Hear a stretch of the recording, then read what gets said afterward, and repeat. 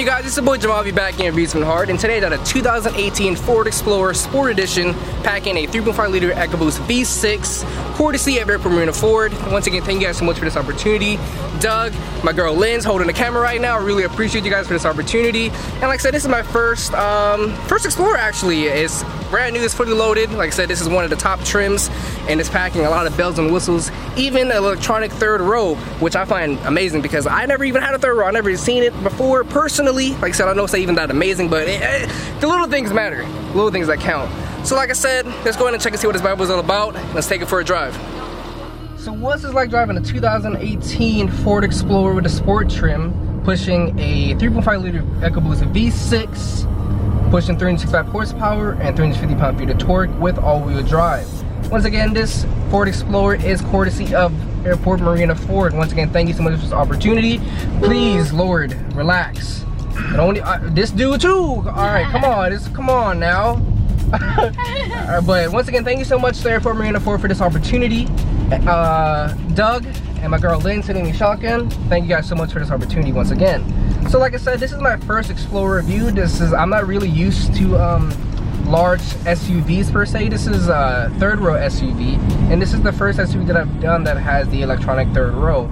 And I've made comments on that before where I kind of prefer your old style pull strap, things like that, and just a handle, because in my mind that's just one more thing that can break when it's done electronically. But I kind of like the execution that is done in the Ford, in this Explorer. I can see the benefit of it in terms of it just being, well, making lazy. But it's, you touch a button and it folds down by itself. Like, I know I'm making a big deal about it. I am making a big deal about it because, like I said, it's the little things that matter, and it's the little things that count. It's the little thing that kind of sets you apart from the competition, because what exactly sets this vehicle apart from, you know, like, its contemporaries? Well, I can tell you right now, the handling is actually very, very good for an SUV. It's pretty compact, it's pretty concise. It feels communicative through the road, which is surprising and not something that I expected from an SUV. I guess you can attribute that to mainly the sport trim package, but don't get it twisted, because you can get kind of the packages in this vehicle from, you know, like an XLT, the lower trim model, and kind of option it up. The main difference in why it's designated as a sport package is because it comes with all-wheel drive. So, you know, that'll definitely help you out. Obviously, if you live in like the eastern states and you're snow and you need that extra kick from the wheels to keep you on the road safe, like you see, you have your traction controls down here, which has your ice. If you want to take this off-roading, you see like it has some sort of sand right here, and it looks like rain, and then obviously normal. So like I said, overall, you have the infotainment system here, which is pretty responsive. As you bring up the navigation, it actually moves pretty fast. I'm actually pretty impressed. It's not lagging whatsoever. Let's see. Oh, copyright? No, copyright. Got the climate right there, phone, navigation. Let me see. And it's all touchscreen, mind you, so it feels very fluid. I'm surprised it's pretty responsive. I actually really respect it and appreciate that. So overall, like I said, this is packing 365 horsepower and 350 pound-feet of torque, and it is all-wheel drive. So let me see if I can do a little bit of pull right here. That's actually not bad. This vehicle weighs 4,900 pounds. This is not a light car. This is 2.5 tons. This is basically 5,000 pounds. Over 5,000 pounds that are both of us in here. So, but overall, like I said, it is very comfortable. I'm very surprised by the way it's driving and its characteristics on the road. It's a very comfortable car. We got leather seats. I really like this.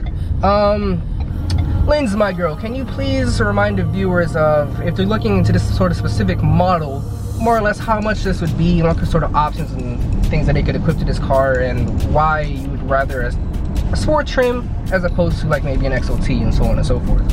Okay, so this one is starting off, the MSRP is at $43,160, I believe. Okay. And it is, oh my gosh, I forgot the word for it. But the additional charges, that it could go up to $50,000 with the optional features that you'd like. Of course. But with an XLT, and the difference between having the sport package on the XLT is not having the all-wheel drive. So you have the interior, you'll have the Explorer Sport badging in the front, and and you'll have the XLT badging in the back, and that's the way you'll know the difference between the all-wheel drive. If you don't check the window sticker, you can just check the back of the Explorer and see the difference between Sport and XLT. Exactly. You'll have the red stitching interior. I actually just noticed this too, because, you know, sorry for my viewers, I'm sort of colorblind, so if it's dark on dark colors, I'll probably just omit that and not notice it. But I actually do see the red cross stitching in here, and it's actually pretty lovely. You know, I don't really, you see some of these more intricate details and more, how should I say, luxurious rivals, or, you know, just something sporty. Yeah. And like I said, well, it is called a sport. Well, that's cool too, but, you know, like I said, in my mind, this is an SUV. Yeah. I'm expecting something that's a little, just more practical and family-oriented, things of that nature. Yes, and the Explorer is definitely one of the SUVs that are family-oriented, and with the third row seating, and as well, it is one of the most fastest cop cars out there as well. So it can be used for either or. This is more expensive than the Limited as well, because the markup, that was what I was looking for. The markup can go up to $50,000, and the Limited could start at 48, just more or less. That's what I'm assuming at the moment. So, and that brings me another point. You brought up about this being the typical cop interceptor, at least used in Southern California. I cannot stand people that buy this car, especially considering the fact that this is all black. This is all black that we're sitting in right now.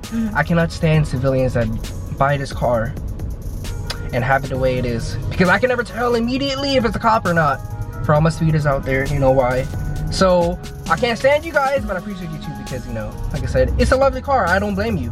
I can now see why people would like this vehicle and would want this vehicle. And I can even see why cops would get this vehicle, because it's very spacious, it's comfortable.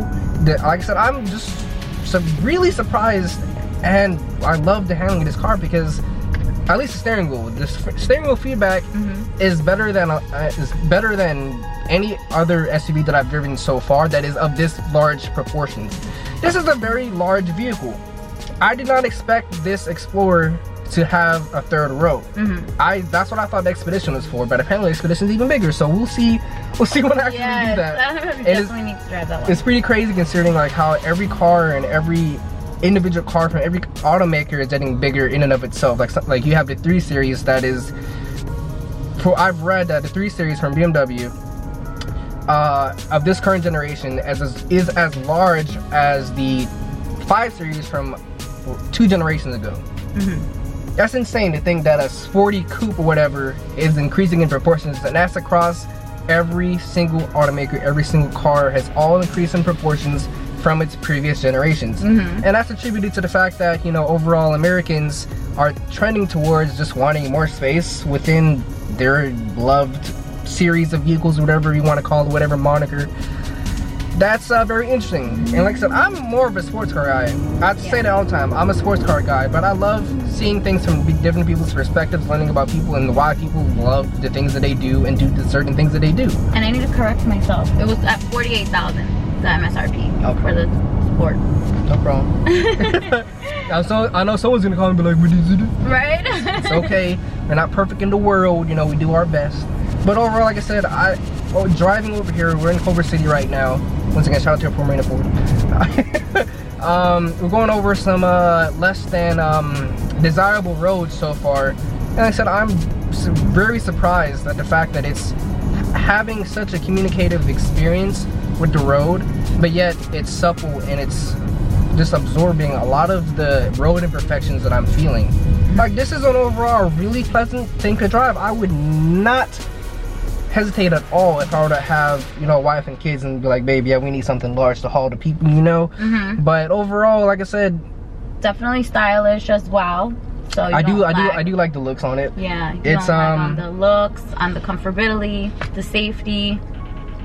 Exactly. Like I said, I'm impressed. I genuinely like this, and I can see why it is in one of the top competitors for this segment. That's something not too expensive, not too cheap either, but again, you get what you pay for. And for me, I'm the kind of person that please get the upgraded interior amenities, because I cannot stand a vehicle with a trash interior. And the reason why I say that is because what do you see, feel, and touch every time you get into the vehicle?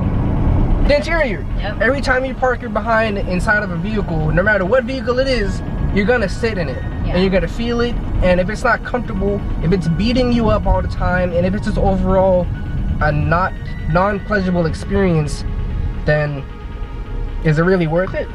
So like I said, that's investment. Exactly, and that's why I say it always in the person's best interest. It would behoove you to get something that you can see yourself not only enjoying while you have it, but also get a little bit more return on value when you do buy it, because everyone knows your car, although it's probably your second biggest purchase of your life, you know, your cars, besides your house or whatever, is a very, it depreciates a lot, let's just say that.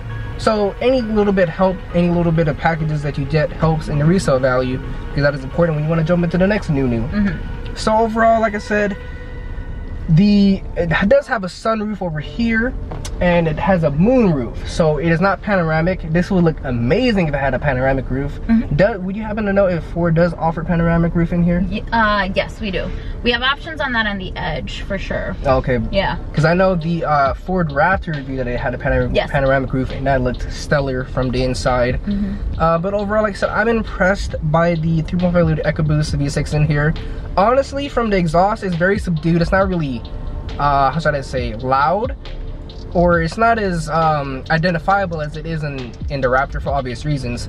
But I really couldn't tell whether this was a V6 equipped Explorer or a V8, and that's very telling, because I'm not a big V6 guy overall, because generally I'm not a big fan of the way it sounds. But one, it's subdued enough to where you don't really hear it, but yet it has the pull and feel of a general V8.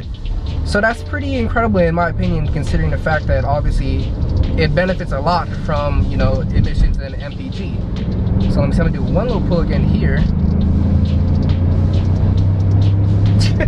Like I said, okay, so like I said, remember, this is a 5,000 pound SUV. It's not fast, don't misconstrue me, it's not necessarily fast, but it's not slow at all whatsoever. You can definitely, your soccer mom road raging in here will definitely be able to do some overtakes in here. It is not a slow vehicle by any means, because when you take it contextually of how much horsepower it has, the all-wheel drive, along with the curb weight of this vehicle, is a very compelling package. And like I said, remember, it is equipped with all-wheel drive, and it is also made it to a 6-speed automatic.